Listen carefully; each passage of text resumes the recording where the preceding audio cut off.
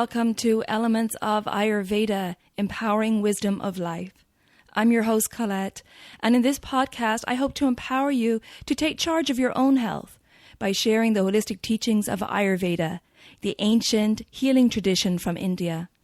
We will also discuss topics like health and wellness, nutrition, yoga, fitness, meditation, breath work, and much more, as well as interviewing lots of inspiring people along the way. My humble wish is to help you to connect to your true nature, to Mother Nature, and to each other. If you like the content, be sure to subscribe to the show, and the new episodes will automatically download for you to enjoy. If you're new to Ayurveda, I recommend you listen to the first couple of episodes where I do an introduction to Ayurveda and the mind-body types. I've also set up a Facebook group for us to connect and to support each other, and I'd love for you to join me over at Elements of Ayurveda podcast group. And now, here's the show. Hello, and welcome to this episode of Elements of Ayurveda podcast. And I'm here with Amy again. Hi, Amy. Hello. Thank you for having me again. Oh, I love it. We were just talking off air about how we both love these conversations. We do. It's like the highlight of my week, which is going to lead perfectly into what we're talking about today. Right, exactly. So today we're talking about stress and burnout, and how many of us feel this on a very regular basis. So we're going to get into the nitty-gritty of this and talk about how it affects our body, what exactly happens, and talk about, what happens for each dosha maybe. We'll touch on that and what we can do. So we'll leave you some tips about what you can do. But first of all, I'd like to just give a little definition of stress and burnout. So stress is, like a state of mental or emotional strain. And burnout then is when that mental or emotional strain continues on for a prolonged period of time. And that's when we've ignored all the signals our body has given us, and we've just continued on and plowed through. And then that's when our body is like, we're not continuing anymore. I'm going to take you out, whatever it is, if it's a sickness, if it's a physical sickness or a mental, emotional problem, I'm just going to stop you because we're running on fumes. So, Amy, do you want to add anything to that definition? I completely agree that it's not the acute stress, that happens occasionally and you have to deal with it for a week. That's not the problem. The problem is when we pack our lives so full for 10, 12, 14 hours a day for extended period of time and keep going, even though our body and mind and spirit tells us to stop. We ignore all of the knocks at the door, and the chronic stress over months or years is really the problem here. Exactly. And actually a little stress is good.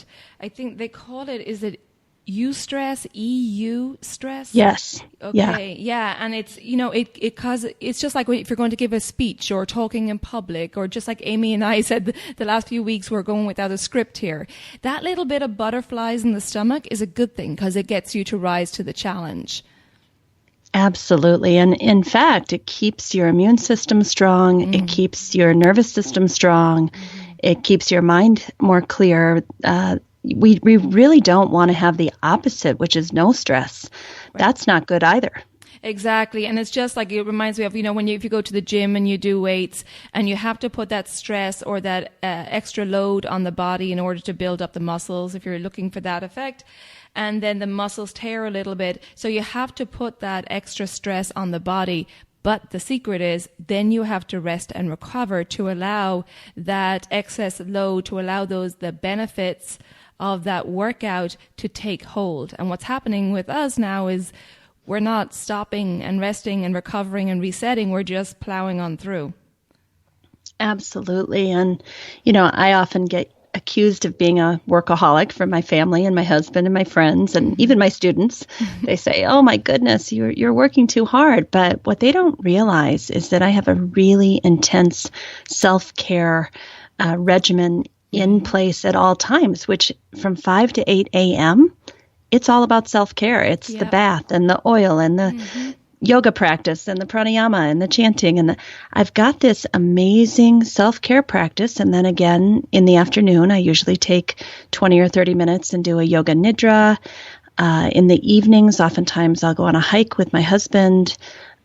So I think we can work really hard as long as we have that self-care plan in place and we actually do it. Absolutely. And I'd love for you to go into a bit more detail about your self-care plan. I love that you're hitting everything. You're hitting the morning routines, the dinacharya, you're getting out in nature in the evening, and you're taking a break in the middle of the day. So I want to bookmark that and come back to that later on when we're giving all those tips out.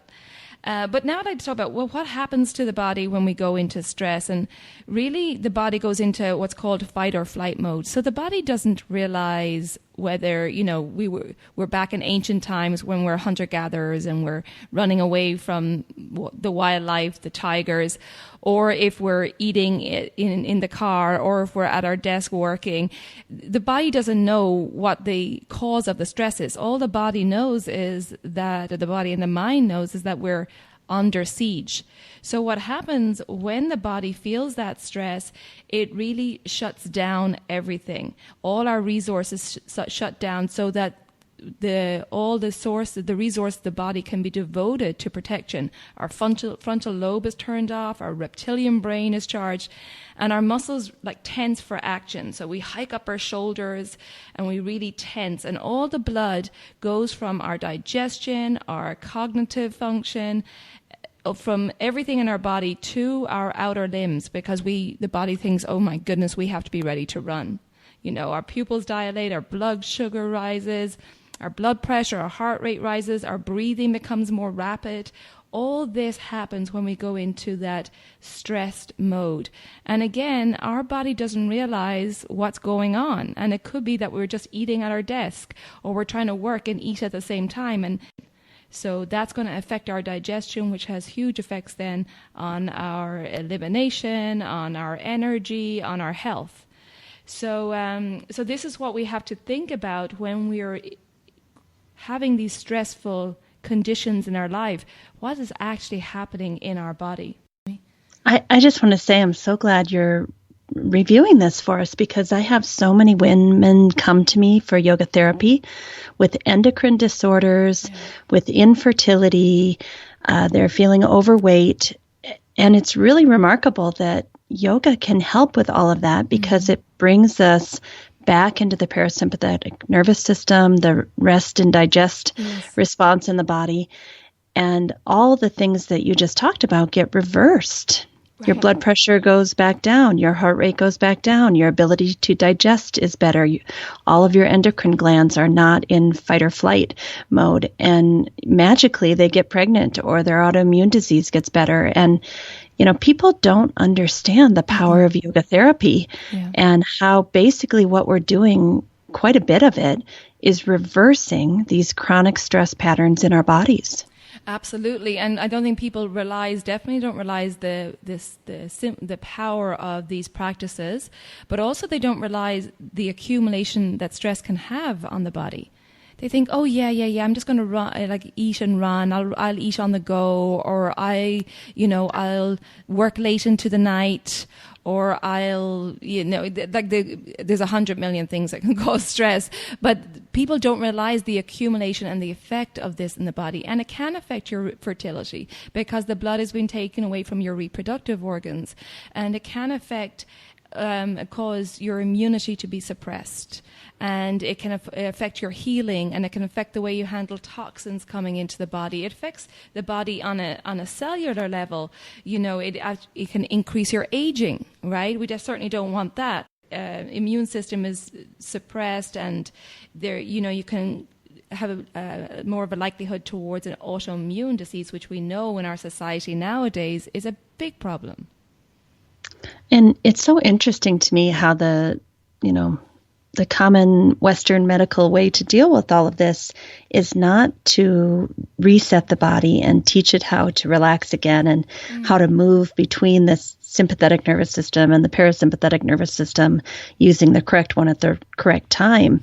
Instead, we just give people a pill, and somehow that's going to help. I mean, it's almost laughable. It is. Because the pathology of what has caused the high cholesterol or the high blood pressure or the infertility is still there. Yeah. And so this is why I'm so hopeful about the field of yoga therapy, because doctors understand when you talk to them in terms of the vagus nerve and the parasympathetic nervous system and all the things that have been around in yoga and Ayurveda for thousands of years. If we can just put it in their language, they refer to us all day long because they say, oh yeah, 70% of the patients I see, stress is a primary factor in their diabetes, in their heart disease, in whatever they're experiencing. Yeah, absolutely. And there are the tools out there, and a person can change their life by just incorporating these simple tools. And a lot of them are very simple and don't take a lot of time. And it's all really about self-care. And I have just a quick story of my own burnout, because I definitely went through it. Back in 2010 in France, I was training for the Ironman. So I was doing a ridiculous amount of training every day. And I went to complete exhaustion. I went to the doctor and was like, oh, I have irritable bowel, like my stomach is not digesting properly. I had frequent urination. I had dizziness. I had, what else did I have? Oh, my cycle stopped completely. And I was just exhausted. Like literally could sit in a chair and be out within seconds. And, she didn't ask me about really what I was doing. She offered me some medication, which I didn't want, but end result, I didn't get to the answer. And then that, I did the event, but that continued on then, this crazy training, and I was a bit of training obsessed, right, at that stage. And I was working in fitness until 2014, when I left to go to the Ayurvedic cleanse in Bali. I was completely not listening to my body at all. I remember before the Ironman race, I went to my acupuncturist, and I said, he does a moxie thing. Moxie is like an incense where you light it and you put it on certain points of the body to draw out the chi or the energy. So before the race, you draw out the chi, so you have energy. And I remember him holding the moxie, the burning incense towards just not even a centimeter away from my body, a point. And he's like, you're not feeling that heat? He's like, usually you react within 30 seconds, you're putting away because you intense heat. He was there for several minutes. And he was saying to me, I don't know how you're alive. You have no prana. You have no life force in your body. You're so burnt out. So anyway, so that's my story. And that was right before you were supposed to compete. Yeah, that was like a week before I was supposed to compete. Oh my goodness. So that just shows, and so that my body was under a lot of stress, and my body completely shut down because my body was just saying, she's not going to take care of me. So I'm going to shut down reproduction. I'm going to shut down digestion. I'm going to shut down all these different systems in the body because we need to go into protection mode. There's a great book that I'm sure you're familiar with by John Douillard called Body, Mind, and Sport. Yes. And he's basically an Ayurvedic doctor who works with world-class athletes that are in the same situation you just described. They don't even understand that through overtraining, they're completely depleting themselves, causing injury and poor performance. And as he works with them and gets them meditating and training appropriately with rest days, they work out less and their times go down. Exactly. It's smarter. But unfortunately, in our society, we still have this adage, this belief system, more is better. We still have the belief system that we must push ourselves. That was my belief system for years, obviously. That's why I ended up in that state. But we have this belief system that more is better. Even in yoga classes, that you go to yoga classes and you see some people are treating it like a workout. And it's like, oh, I must push in my yoga class. And it's really sad to see that because it's, yoga should be your balance point. It should be something that you go to for restoration and going inward. Yeah, I do think that we have to shift this mindset that more is better and tuning more into the body and being instead of doing sometimes. Absolutely. I posted something on my Facebook page a couple of days ago that basically said, look, don't go out and work harder and chase it and, put energy and attention outward. In order to get ahead, we need to tune inward. We need to get more quiet, and then we'll know which opportunities are really for us and which ones we have no business chasing. And when you do that, you actually jump ahead in your career or your sport or whatever it is that you're working with in your life. You actually make faster strides. It's kind of like that old adage of the hare and the turtle, and the hare is going as fast as they can in all different directions, and the turtle is just slowly going in the correct direction, one step at a time, and actually gets across the finish line faster. So I think a big part of what I've learned through several cycles of burnout over the years is it's not about running all over and chasing. It's about slowing down. Yeah. Slowing down is the new way to get ahead. Yes. Being quiet so you can hear and think and process what's going on. And I love that post. Was that post that you put up, hustle and versus alignment? Yes. Yeah. Yes. That was great. I love that post. Actually, I think I have it written here. Can I read it out? This is the one you posted on your page. Let me see. So it was hustle versus align. Destroy the idea that you have to be constantly working or grinding in order to be successful. Embrace the concept that rest, recovery, and reflection are essential parts of the progress towards successful and ultimately happy life, which is essentially what you said. But I thought that was amazing. Yeah, I wrote it down because I was like, I have to save that one. Yeah, and I'd like to post things like that, not just for others, but mainly for myself. Yeah. So if anybody wants to join me on Facebook, it's just Amywheeleryoga. Lovely. I'll put that a link in the show notes so you can join Amy over there. My pleasure. Yeah, it's there's a glorification of stress in our society, whether it's in workouts like we just spoke about, or overscheduling ourselves, or if it's, I talked about eating on the go, sleeping at the wrong time, eating the wrong foods, drinking lots of coffee. There's a multitasking thing, that feeling that we have to do it all. So there's this real glorification going on of, oh yes, I'm busy, I have no time. And that to me is just, it's sad and a little bit crazy. Yeah, I found for myself that one of my biggest self-care dilemmas is that I really need home-cooked food that's fresh, and taking the time out of work to go and do that has been excruciatingly painful for me. And one of the reasons, my health has suffered in the past is because I just couldn't get myself to do that. But more recently, I discovered this thing called the Instapot, which many of you know about. And now I can have good, healthy, home-cooked lentils and vegetables all day, every day. I just get up in the morning and use my Instapot. So I think, what you're saying about slowing down and taking time for yourself and figuring out where your obstacles are. And if it's, hey, I can't take 60 minutes to cook dinner, well, get an Instapot. There's ways around it that don't always have to take so much time. Right. So they have the Instapot or the slow cookers, things like that. So Instapot, it cooks it within minutes, right? I don't have one, but I've heard about them. Yeah. It's a pressure cooker, but it's electric, and it's much safer. And you can, like, if I cook something and it stays in there for 2 hours after I'm done cooking, it will release the steam for me so that it doesn't keep cooking. I mean, there's a lot of little benefits like that. Okay, that sounds great, because one of the things is, we recommend in the Ayurvedic lifestyle is that you eat your main meal at the middle of the day. And that is such a change for a lot of people. For most of us, we're used to eating our main meal at the end of the day. But having something like a Instapot, or where you can just put the food on, and maybe, taking some food for the next day if you're cooking it for dinner that night, and then taking for the next day so you can have that bigger meal in the middle of the day. That's a great idea.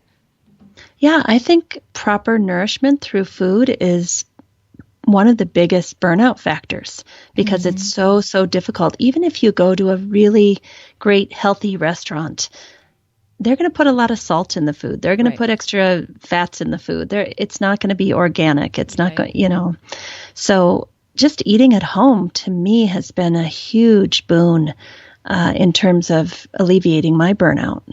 Yeah, it's so important to be very mindful of your food and be very aware that what's going into your body is going to have an effect on you physically and mentally.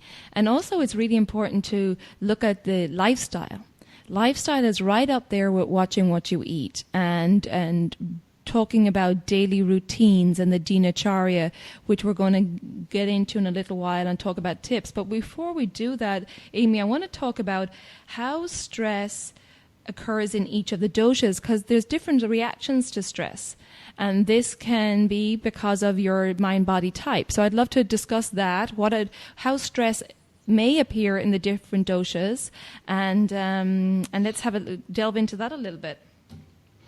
I would love that. And, we'll probably be talking about your birth constitution, but I also want to point out that when your lifestyle gets out of balance in the direction of Vata, Pitta, or Kapha, that's how your stress response is going to show up. Exactly. So I may be a Vata by birth, but if I get out of balance in the Kapha direction, I'm going to experience my stress as a Kapha person might. So I think we really need to get clear about birth constitution versus lifestyle imbalance, because a lot of people who have a particular birth constitution, they don't recognize when they're getting out of balance if it's in the direction of Pitta or Kapha, because that's not something that they have been focusing on because they think, oh, I'm a Vata person. Right, exactly. Very good point. Yes. And just to remind everyone, your mind-body type, your constitution, your birth constitution is determined at conception, and that never changes, but you will go in and out of balance depending on age, season, food, stress, many factors. And that's a very good point, Amy, that your stress will show up with your imbalance, which for a lot of people will be Vata, because we're very Vata provoked in our society nowadays. I completely agree. When I practice as a yoga therapist, about 80% of the people that come to me, regardless of their birth constitution, are out of balance in the Vata direction. And so my work becomes very easy because it's just, reducing and pacifying Vata. So why don't you tell us what that looks like? Okay, so when Vata goes out of balance, we know there's a lot of movement. It's made up of the elements of air and space. So that means there's going to be excess movement in the body and the mind. So this could be things like twitching in your eyes. It could be tingling or tremors in the body, maybe ringing in the ears, tinnitus. There could be mental movement, so anxiety, mind spinning, fear. And it can also show up even with dryness in the body, because that excess movement, that excess wind of Vata dries out internally. So it could cause constipation, dry stools, even creaky joints, maybe some nerve pain, some moving pain throughout the body. And the seat of Vata in the body is in the lower lumbar spine, the lower back, and the hips. So it can lead to a lot of achiness also in this area. Do you have anything to add there, Amy? I just want to point out that I've never experienced any of those symptoms that you're talking about. Right? No, only every single one of them. Every single one of them. Even though I'm definitely not a Vata birth constitution, what you just described is my sensations and experience when I'm out of balance. Yeah. Yeah, absolutely. I know. I used to teach spin class, and I'd get the twitching eye at the end of it. At that stage, I had no idea of Ayurveda, while I'm teaching on the bike and going crazy and pushing people to extremes and loud music and shouting at people and wonder why my eye was twitching at the end of class. It's always my right eye that starts going crazy. And when that happens, it's just this big wake-up call like, okay, Amy, too much air and space. What are you going to do to ground yourself, to moisten yourself, to bring yourself back down to earth? Because it's clearly, and that's how we want to use these body signals and mind signals when I'm feeling very anxious or fearful. Instead of beating myself up for feeling anxious and fearful, it's just a message from my deeper self to my prefrontal cortex, who can make some good decisions, to tell me, okay, you're feeling fear and anxiety. You know how to reduce and pacify Vata in your system. What are we going to do?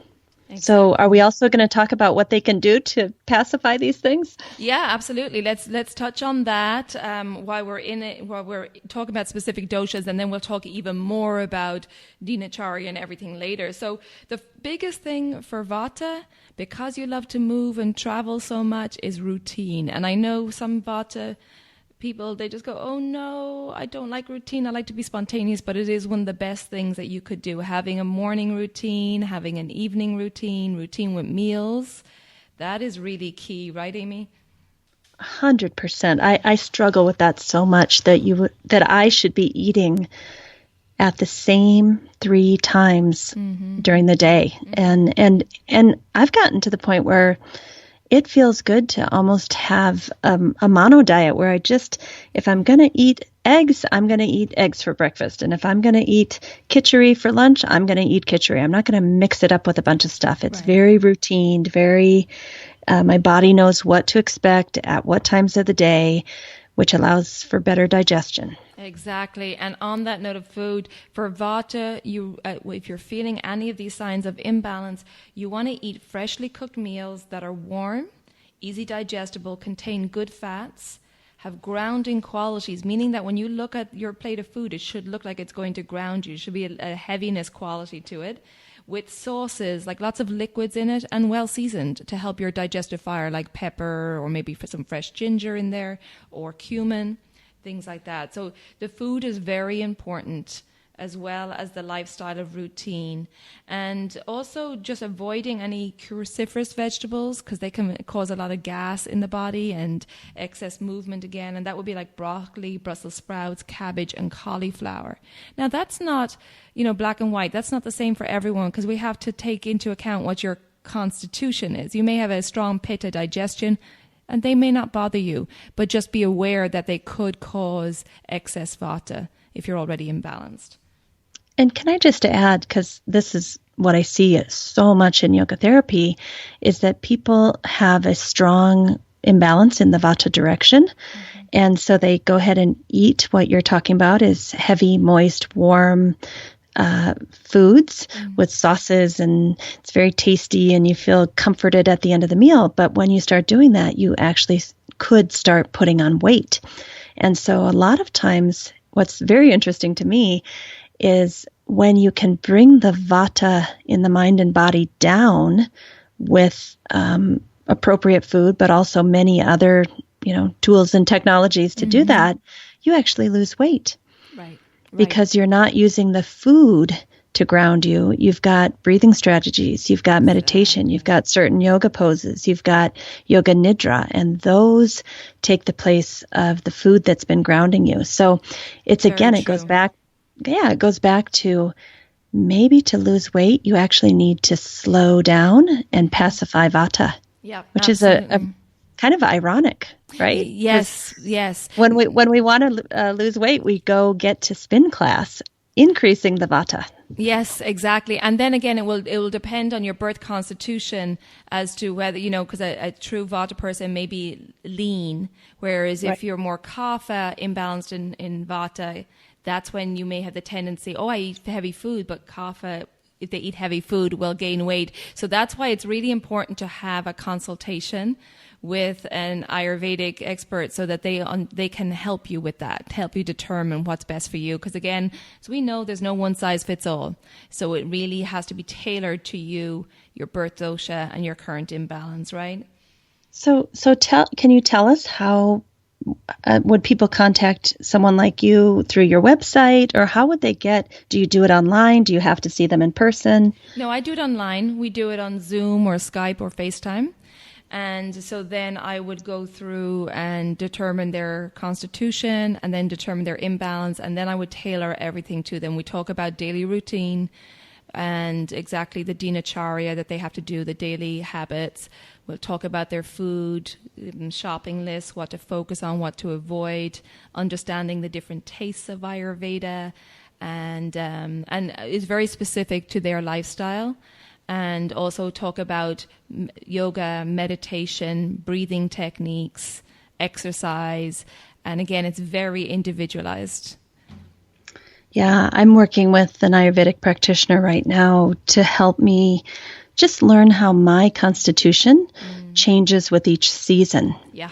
So, we're just going through a seasonal transition and okay, it's all new herbs. It's all new foods. It's really interesting to go through a year cycle with someone on a weekly or bi-monthly basis and see how when the seasons change and even my stage of life is beginning to change, right.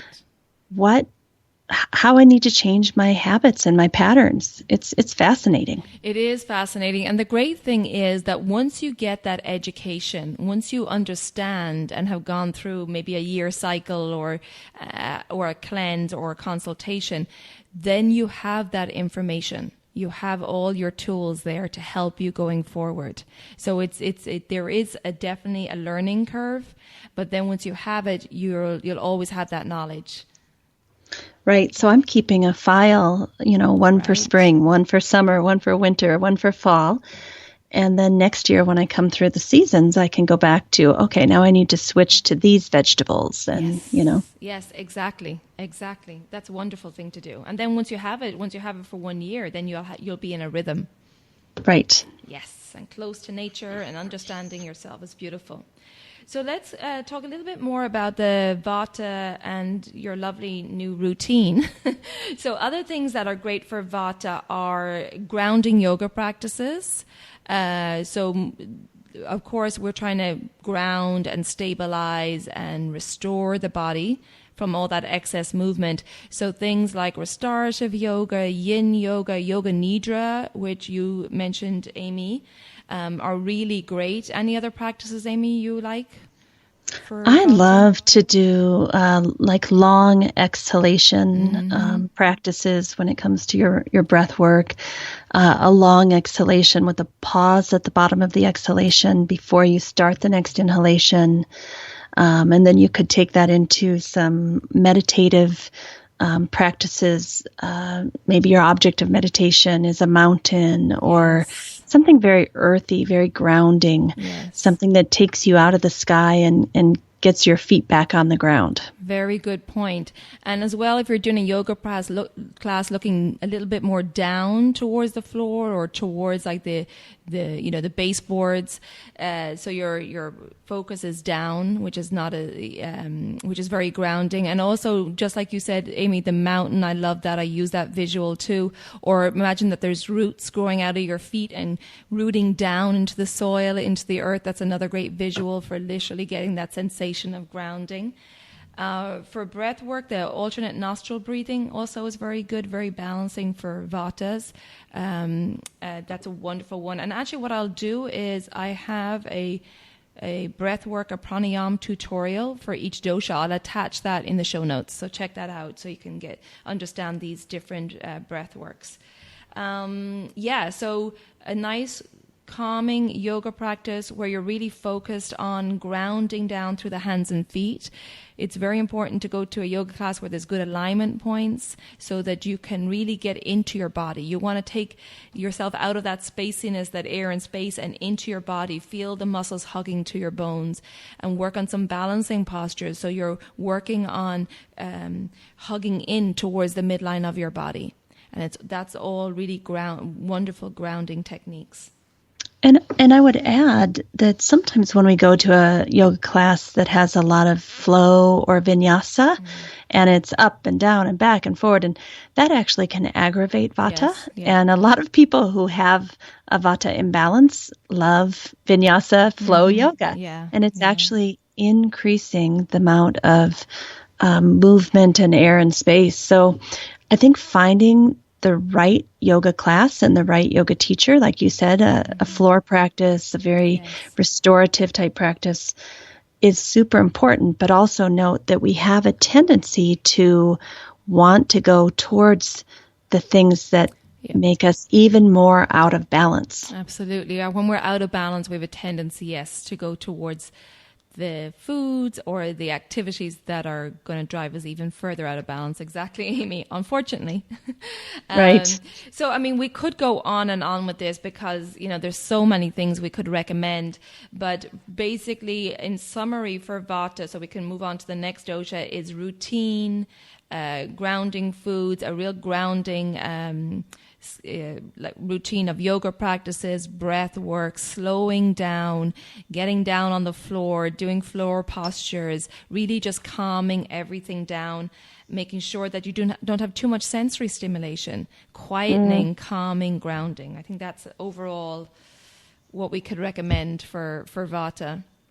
And going inward, a lot of Vatas want to do everything external. They want to go over here and over there and do this and do that. And they've got too much stimulation, like you said. And so anything we can do to draw the senses and the mind inward. Right. Very good point. Very good. Okay, so let's now move on to Pitta. So if you're out of balance in Pitta, we know that Pitta is made up of the elements of fire and water. And the seat of Pitta in the body is in the upper thoracic spine. So a lot of times I find my Pitta clients and myself, I get out of balance. I feel it right in the rhomboids between the shoulder blades, in my neck, in my traps. They get really tight.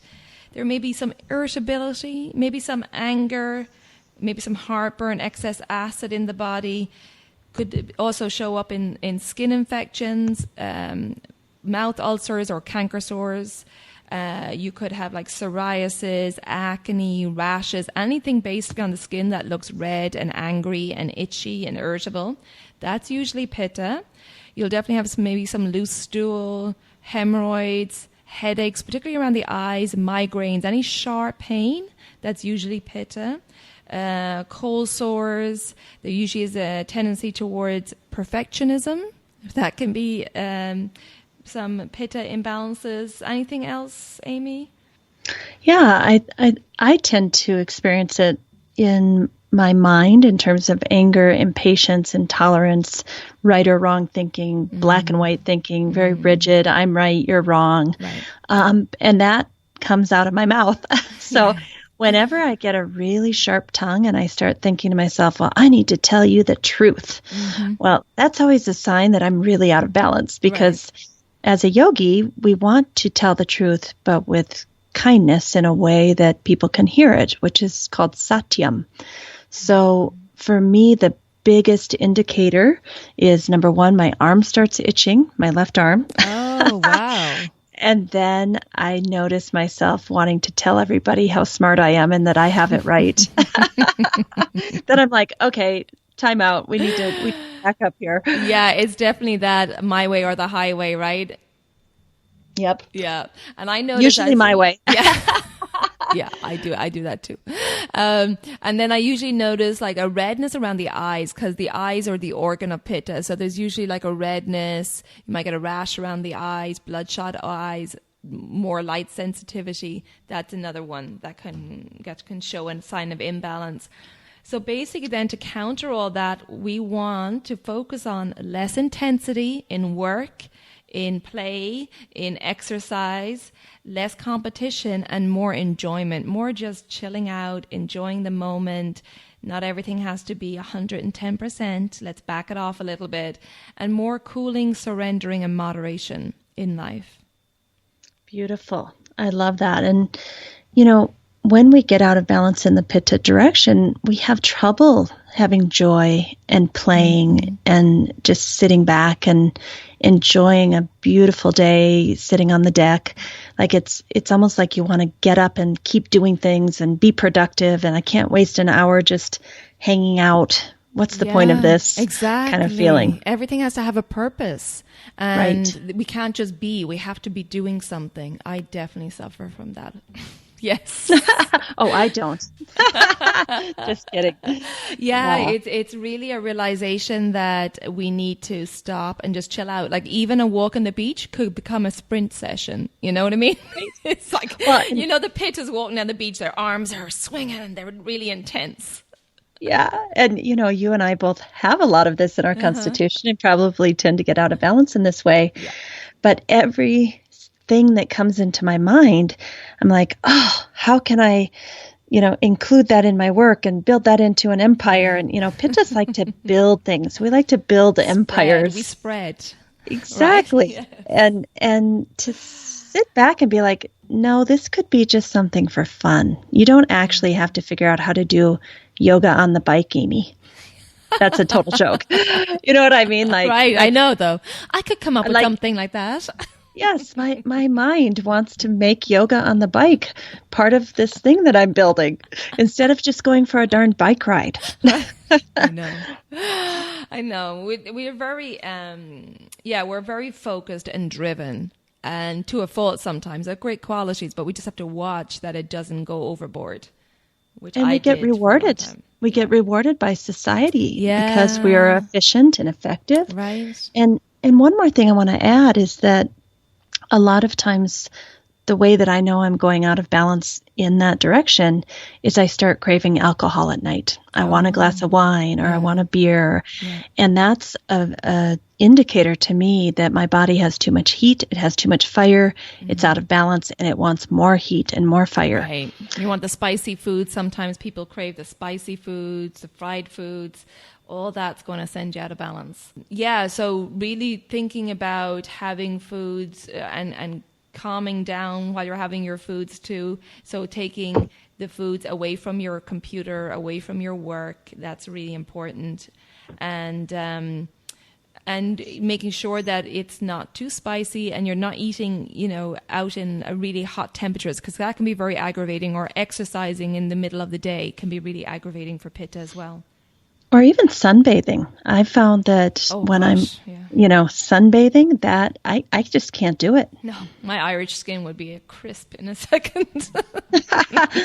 But it aggravates me. And things like if I take too many hot baths or go into hot saunas, that can set it off also. Absolutely. Yeah, saunas can be really aggravating. Yeah, all that. And things, exercising, again, making sure that you're not going all out, like it's not really intense, just kind of backing off a little bit, particularly when you're out of balance, going to about 75, 80% your max rather than 100%. For yoga, definitely avoiding the hot yoga. Not good, even though it's mostly pittas in that class. It's right. Just not good. You really need to have more cooling, surrendering, moderate yoga. For a meditation, visualizing something like the ocean, something cool, blues, rivers, something that's your feet in the water, visualizing that can be great. And then the Shaktali cooling breath, which again, I'll put a link in the show notes to these, a little tutorial on the breath work. And that's very good. It's a cooling breath where you're breathing in across your tongue, that cool air. That's a great one as well. And staying away from things like the breath of fire, Kapalabhati breathing. Yeah. That will be like too much. It will create too much heat, and also make you feel a little lightheaded, because Pitta can be prone to vertigo as well. That's another sign of imbalance, dizziness, because they have that mobile quality. So yeah, that's a very good point, Amy. Is there anything else you want to add to Pitta before we move on to Kapha? Well, one thing that I want to say that's helped me as a very Pitta businesswoman is that I need to schedule my calendar in a way that I actually have moments of joy and nourishment and sweetness all throughout my day. So I've organized my office at school. I have a couch in there with the softest blanket and the softest pillows. And, if I have a 10-minute break, I literally lie down on the couch and throw my legs up the wall that it's against. Yes. And I pull my cozy blanket on and I laugh. I watch something on my little phone, and laugh at it, or I just do some nice slow breathing. I have beautiful scents all around me. I have beautiful things just to remind me to stop and smell the roses. That's beautiful. That's really lovely to do. Talking about roses are really good scent for a bit. Yes. It's a very cooling scent. So rose tea or rose essential oil, burning it or diffusing it in your space. That's a really good one. Mm-hmm. My Ayurvedic practitioner recently asked me to get some roses that have been grown organically without pesticides, and to dry the leaves in my oven slightly, and then take a few of those. So I have a big, a Ziploc baggie full of these now, and take a few of those actual rose petals and put them in with warm water and drink it as rose tea. Oh, beautiful. That's so beautiful. And how lovely to have these rose petals in your tea. Yeah, I know. Rose is a really great one for pitta. And even rose, like in the summer, I love to use like a rose facial mist spray on your face because it's very cooling, especially around the eyes, because that's, like we said, to get a lot of problems with the eyes sometimes. Nice. And what do you think of the herb Brahmi? Brahmi, I think, is more brain related, is more for enhancing the brain function. Okay, because I was given it to get a more sattvic mind. Oh, okay, yes. Well, that would be true. It's enhancing brain function, but also more sattvic qualities. Yeah, I could see that. Yeah, absolutely. So let's move on to kapha now. So kapha, when kapha is imbalanced, well, the seat of kapha is in the chest and the lungs. So there can be a lot of mucus, a lot of congestion, a lot of sluggishness or heaviness when it's imbalanced. There can also be a lot of lethargy, and I believe more withdrawal from society, maybe some emotional eating, slow digestion, leaning maybe towards depression, excessive sleep. So there's a lot of withdrawal, I feel, when kaphas are imbalanced. Anything else you want to add to that, Amy? Yeah, I think, it shares a quality with vata, and that is cold. And so I notice whether people are out of balance in the kapha direction or the vata direction or both simultaneously, they're always cold. They're the people in the yoga teacher training that have the snowsuit on and they're still asking you to turn the heat up. Right. So those types of things are, instead of trying to change the world around us to accommodate the correct temperature that our little out of balance body wants, I think it's a message to us to say, if you're that cold, you're out of balance. And what can you do to increase the heat in your body and bring yourself to a place of balance where you don't have to put leather all over the surface of the world, but you can put leather on the soles of your feet. Right? Very good. Very good. Absolutely. Yeah. And that's it. You want to create more heat in the body. So for kapha, it's a lot about more movement and variety of movement and activity during the day. So it's a lot of wanting to heat up the body with motion and get things moving. So you want to get the blood circulating in order to get the heart pumping, get the lymph moving so that you don't have that sluggishness in the lymph system, which is your immunity. And also making sure that you're only eating when you're hungry so that you're not, using that emotional eating to help make you feel better. So making sure that you're waiting until you feel the real signs of hunger. And when you do, having smaller, lighter, cooked meals with little to no snacking. So really focusing on giving your body a break and ample time to digest in between meals, and really avoiding the comfort foods, which I know they're lovely, but they're not good. So things like anything that's rich and creamy and heavy, sticky foods, sweet foods, or anything that's cold, raw, or oily also, because your digestion is slower. So that's why the spices are good for you. Kapha can handle all the spices. Look at you. You can handle everything, all the spices, because those pungent spices will aid your digestive system. And really avoiding any late night snacking, chocolate, ice cream, cookies, things like that. And I also want to say, a kapha imbalanced person oftentimes doesn't feel hungry. Yes. And it's always a surprise because, you might look at their physique and say, oh, they must eat a lot. But in fact, a lot of them are not that hungry until middle of the afternoon. They don't eat any more food than anyone else. Yep. Oftentimes they carry more weight just because of how their digestion functions. Absolutely. And so we make all these assumptions that may or may not be true. But I like what you said about don't eat if you're not hungry. use lots of spices to bring the heat into the body and get the digestion functioning. There's a wonderful herb called tricatu, which you can get from Banyan Botanicals. And I put that on a lot of different, in my soup, on my potatoes, whatever I'm eating, I just throw a little tricatu on there. Yeah, and that's that great. has ginger and black pepper and just kind of spices everything up for me. Absolutely. And it's mostly the long pipply pepper. But, I'll put a link to the Banyan Botanicals on the show notes too, because they are great suppliers.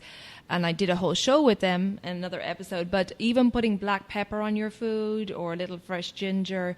Oh, the one tip I did give out, I think I gave it out on my Instagram page or Facebook page a few weeks ago, is, and I love this trick, we used to use it in Bali a lot, if you don't have any you feel like your digestive fire is not working right or you're not hungry for your next meal, taking a sliver of fresh ginger, putting a little bit of Himalayan pink salt on it, and then having a little bit of lime juice on that, and just a tiny little bit, so it's like a teaspoon, and eating that about 15 to 30 minutes before your food, that will help energize and get your digestive fire working right so that you'll be able to digest the upcoming meal.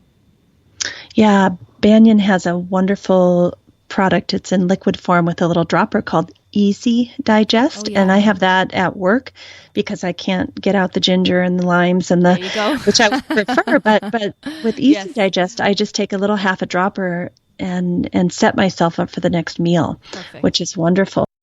So other things, just to finish up with kapha, exercising, you definitely need daily activity. The ideal time to work out is the kapha time of day, which is from 6 to 10 a.m. in the morning.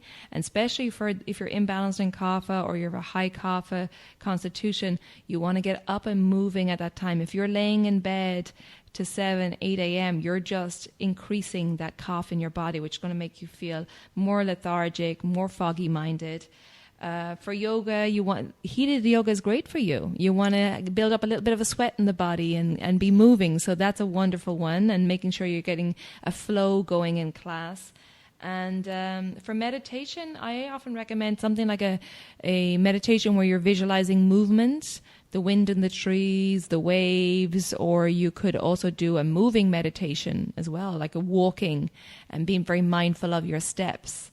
And that's nice. Or things like heat, the sun, a sun meditation, or a candle gazing meditation would also be great. And, the hard part is, what if you're out of balance in the kapha and pitta direction? That's a really tough combination, because the heat that you would normally use to pacify the kapha aggravates the pitta. So this is why you may, especially with complex conditions like that, you may need personal attention and a personalized plan. Absolutely. Yeah, I think it's key to seek out some personal attention so that you can, like we said, once you get the education, you'll have it. But it's very important to seek out an expert so that you can really get the proper information, so that you're not driving yourself even further into imbalance and thinking you're doing the right things, but they're just not the right things for you at that time. And then for the breath work for kapha, like a bellows breath or Kalabati breath, a breath of fire, a energizing breath. And again, I'll post that in the show notes. I'll send you that tutorial. So that's really the 3 doshas and the signs of imbalance, and some tips to how to bring them back into balance. And now I'd love to we talked about your habits earlier, Amy. I told you I was coming back. I made a note so I wouldn't forget. And talking about dinacharya, or daily habits, which is really important. And I think that's one of the biggest things, along with our food, that having a system of daily habits first thing in the morning before anything else interrupts your day. That's the quietest time of day in nature, and it's a great time. It's usually the quietest time of day in our house, in our life. It's a great time to do your dinacharya. Can you just take us through a few of your routines, Amy? Of course. And I want to tie this back into, this is how I prevent burnout. Yeah. This is how I get so much done. This is how I work so hard, usually 6 days a week. Right. And if I didn't do these things, you guys, I would be a dead duck. I could not possibly put out the amount of work that I put out and hopefully do good things in the world. So for me, I wasn't into self-care because I wanted to care for myself at first.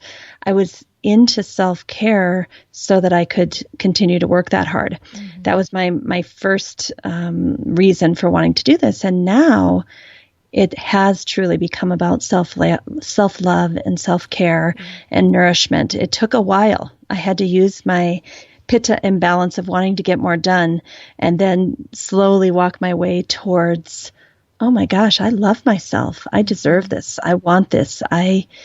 Nobody's going to take care of little Amy but little Amy. Right. So, exactly. But my morning routine starts usually between 4 and 4:30. Thankfully, I have these wonderful little beings, cats and dogs in my life, that are in tune with nature. And during Vata time of day, they start running around like crazy, chasing each other, jumping all over, getting their exercise. And I'm one of their prime targets. They just come all of a sudden I don't need an alarm clock. I got Vata cats on my back and my face and my head. There is no way to avoid it. So if you cannot get yourself up in the morning, get a cat. And so I wake up and I clean my mouth with a tongue scraper, taking the ama off my tongue, and then do a good job brushing my teeth. And I use a water pick, and then I start, while I'm doing all that, because, just cleaning my mouth takes me about 5 to 7 minutes. It's kind of crazy. But I have my warm bath water running. Mm-hmm. And if I'm feeling kapha imbalanced, I'll put some Epsom salts in there. If I'm feeling pitta imbalanced, I will not put the Epsom salts in there. Mm-hmm. And I put oil on different parts of my body. Like I have some Narayana oil that I can put on my knees and ankles and low back, which is helping to take the vata out of my joints. And then I have kapha reducing oil that I put on most of the other body parts, just to take the kapha down. So I take my bath, and then I go downstairs and start the Instapot preparations for the day. I have 3 Instapots. I know I'm crazy, but I just want to do it all in the morning. I just chop and get it all in there. And then my breakfast is done in 15 minutes, which is usually some pears or some apples, maybe with a little oatmeal, some cinnamon. I'll have my lunch Instapot going with my lentils. And usually I'll have a vegetable, squash or something going in the third one. Great. And so this takes a lot of time. So I don't actually eat. I just start preparing the food so that I can come up and do my yoga practice and or cardio, depending on the morning and what I have planned. And then after all of that is when I have my breakfast ready and I go eat. I have a little journaling exercise that I do around the time that I eat. It's a, gratitude type thing. Okay. So it takes a long time. Mm-hmm. I mean, but I feel by 8:00 a.m., I feel like $1 million. Yeah. I feel ready for the day, energized, fresh, happy, joyful, ready to get down to work, because for me, between 8 and say 11:30 a.m., that's when I'm going to get the majority of the work done that I need clarity for. Right. I know. And that sounds amazing. And I love that you're tuning into what your body needs. You're saying, do I feel more pitta today? Do I need Epsom salts or not? That's wonderful. And I think that's really key, is when you get comfortable with reading your body and the signals and the signs of imbalance and tuning into what would serve me best today, rather than what did I say I was going to do, or what's on my to-do list today? Especially when it comes to even working out, saying, how do I feel today? Do I feel like a cardio would be good for me? Do I feel heavy, or do I feel spinny in my head and spacey? Well, then maybe I should do a slow yoga practice. So really tuning in is key. Thank you for sharing. That's wonderful and sounds amazing. Now, while Amy has an amazing routine and takes time, you can do something. I deal with a lot of mothers and even doing something that you get up maybe half an hour or 45 minutes before your children get up, because I think that's really key for moms today, because there's a lot on your plate. And I think it's really key for you to ground and do a self-care practice before you start taking care of everyone else, because you are the hub of your family. And when mama's not in balance, it will affect everybody else. So it's vital that you take care of yourself, mama, before anybody else. And particularly today, that there's a lot of pressure on women today. You're a parent, you're a spouse or a partner, and then you're also working sometimes. I know so many moms that are just disgusted with themselves because they lose it with their kids. They're impatient. They yell at them. And the moms are out of balance. They're exhausted. They haven't done self-care. They haven't filled up the well. Mm-hmm. And if we truly want to be a really great mom or businesswoman or teacher or whatever it is we want to do, we cannot do it well without having balance within ourselves. And then that spreads to the children. So imagine the pitta imbalanced mother who is already miserable, not feeling well, and then her kids pick up on that and they start being too fiery and crazy, and then it's a bad day for everyone. It really is. Well, and I think we are role modeling for our children and our families what it means to care about yourself enough to take time to nurture yourself. So, you may be doing your oil massage and your children are running in and out of the bathroom. Mommy, what are you doing? How come? What? That's weird. Yeah. Can I do that with you? And that's a good thing. Yes, it is. Yeah. A great thing to do with your kids is to do some creative work. And this is very balancing for Vata, because Vata can tend to be very creative and can be very meditative. Do some coloring with your kids. Do some creative projects. Instead of going, oh, can you just sit and color while I go and take care of this? This could be an opportunity for you to do some self-care by just coloring, get an adult coloring book, a mandala book or whatever, and spend some time being creative with the children, and they're learning the value of having that creative time, and you're getting benefit out of it too. Or else do some breathing work with the children. Teach them the deep belly breath, the yogic breath, which I'll again attach in the show notes. And teach them, I need to do my belly breathing to help me feel calm and happy. And they're learning those great skills. Exactly. Yeah.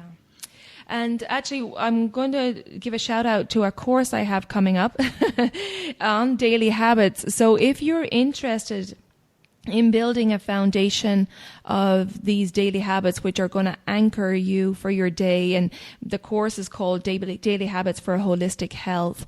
I have another group course. It's online and it's starting May 10th. So I'll put the link in the show notes. But in that course, we go through all these daily habits.